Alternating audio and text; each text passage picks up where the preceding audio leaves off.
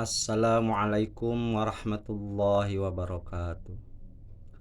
Alhamdulillahirabbil alamin. Wassalatu wassalamu ala asyrafil anbiya'i wal mursalin Sayyidina Muhammadin wa ala alihi washabihi ajma'in, amma ba'du. Puji syukur marilah kita panjatkan kepada Allah Subhanahu wa taala, karena pada hari ini kita masih diberikan umur oleh Allah Subhanahu wa taala dalam acara Sematren SMK Kesehatan Harapan Bunda Sukabumi, atau lebih familiarnya disebut pesantren kilat. Kita isi bulan Ramadan ini dengan hal-hal yang bermanfaat dan mendapatkan ridho Allah Subhanahu wa taala. Amin ya Allah ya rabbal alamin. Anak-anakku sekalian, alhamdulillah tahun ini, bulan ini, Ramadan kali ini, kita semua masih diberikan umur oleh Allah Subhanahu wa taala dan bisa menjalankan ibadah puasa kita.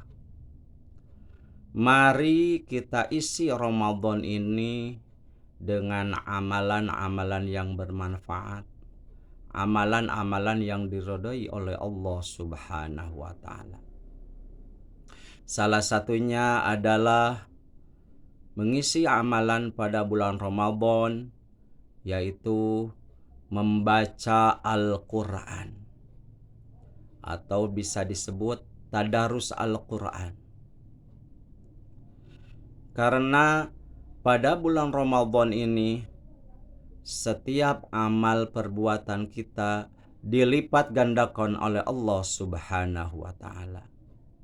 Mudah-mudahan yang sudah biasa tadarus, yang sudah biasa membaca Al-Quran, bisa istiqomah dan diistiqomahkan oleh Allah Subhanahu wa taala.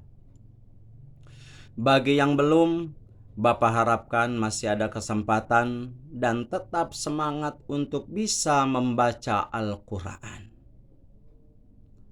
Walaupun membaca Al-Quran itu hanya satu ayat saja, hanya satu ayat. Misalkan kalian selesai sholat 5 waktu, sholat fardu, sebelum meninggalkan tempat sholat, bacalah Al-Quran walaupun satu ayat. Anak-anakku sekalian, Al-Quran adalah pedoman hidup kita, pedoman manusia, khususnya pedoman umat Islam. Dalam surat Yunus ayat 57 yang artinya, Al-Quran sebagai pedoman hidup, sesungguhnya telah datang kepadamu pelajaran dari Tuhanmu dan penyembuh bagi penyakit-penyakit yang berada. Penyakit-penyakit yang berada dalam dada dan petunjuk serta rahmat bagi orang-orang yang beriman. Jadi sudah jelas Al-Quran sebagai pedoman hidup bagi manusia, sebagai rahmat bagi orang-orang yang beriman, sebagai pengobat, penyembuh bagi orang-orang yang mempunyai penyakit. Tapi tetap harus dibarengi dengan ikhtiar berobat ke dokter ataupun ke fasilitas-fasilitas kesehatannya. Dalam artian kita dibarengi dengan membaca Al-Quran, karena Al-Quran itu sebagai obat, sebagai penyembuh bagi orang-orang yang mempunyai penyakit, baik penyakit zahir ataupun penyakit batin. Anak-anakku sekalian yang Bapak cintai, Al-Quran juga selain sebagai obat, pedoman hidup, Al-Quran juga sebagai sumber pertama dan utama yang mengandung ajaran yang baik, dibandingkan kitab-kitab lain yang Allah turunkan kepada para nabi dan Rasulullah Shallallahu Alaihi Wasallam.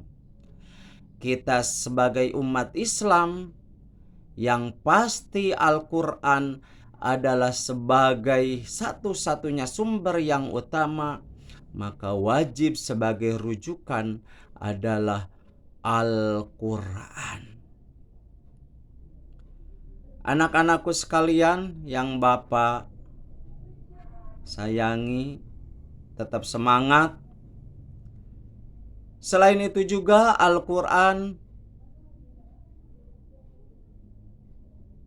sebagai pedoman hidup yang harus kita pahami isi Al-Qur'annya. Jangan sampai kita semua membacanya tapi masih kurang mengamalkan isi Al-Quran tersebut. Karena kita semua sebagai umat Islam yang wajib mengamalkan semua isi Al-Quran. Semoga kita semua dijadikan manusia yang bisa mengamalkan isi Al-Quran. Yang selanjutnya, Al-Quran juga sebagai pengisi, atau Al-Quran juga yang isinya sebagai nasihat kepada umat Islam. Nasihat yang ada dalam Al-Quran biasanya dengan sebuah peristiwa dan kejadian. Peristiwa bisa dijadikan pelajaran bagi orang-orang di masa sekarang atau masa yang akan datang.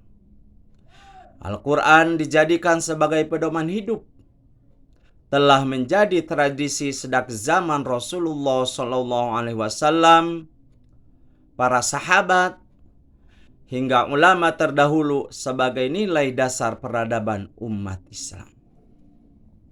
Anak-anakku sekalian, kita buktikan mereka tidak hanya sekedar menghafalkan Al-Quran saja, namun juga mereka memahami hingga mengamalkan setiap kandungan ayat Al-Quran dalam kehidupannya, serta menuangkan hasil ke dalam buku-bukunya yang ditulis sebagai bukti kejayaan peradaban Islam pada masa lalu. Itulah contoh dan bukti pada masa lalu ulama-ulama, sahabat-sahabat Nabi besar Muhammad SAW sudah mengamalkan setiap isi kandungan Al-Qur'annya dalam kehidupan sehari-hari. Mengamalkan dalam kehidupan sehari-hari, baik untuk pribadi, untuk lingkungan keluarga, atau untuk orang lain. Mudah-mudahan kita semua di bulan yang penuh rahmat ini, kita semua bisa menjalankan puasa dengan sempurna, terutama bisa menambahkan amalan-amalan, yaitu dengan membaca Al-Quran dan mengamalkannya dalam sehari-hari. Amin ya Allah ya Rabbal Alamin. Mudah-mudahan ada manfaatnya, khususnya bagi Bapak pribadi, umumnya bagi kalian semua yang melihat tayangan ini. Mudah-mudahan jadi saksi di yaumil akhir, kita sama-sama bisa memahami, mengamalkan setiap isi Al-Quran. Amin ya Allah ya Rabbal Alamin.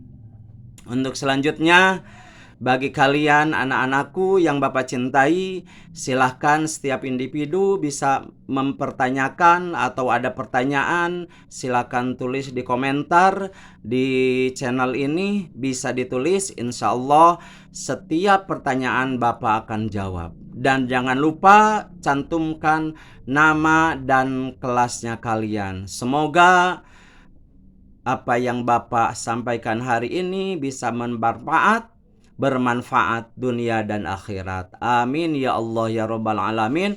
Wallahul muwafiq ila aqwamit thoriq. Wassalamualaikum warahmatullahi wabarakatuh.